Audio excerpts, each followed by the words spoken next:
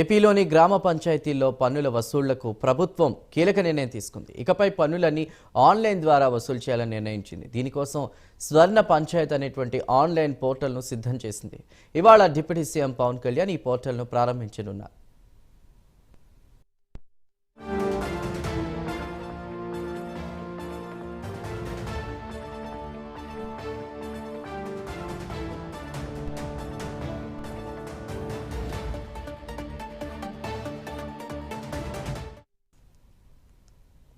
ఏపీలోని గ్రామ పంచాయతీల్లో పన్నుల వసూళ్లకు ప్రభుత్వం కీలక నిర్ణయం తీసుకుంది. ఇకపై పన్నులన్నీ ఆన్లైన్ ద్వారా వసూలు చేయాలని నిర్ణయించింది.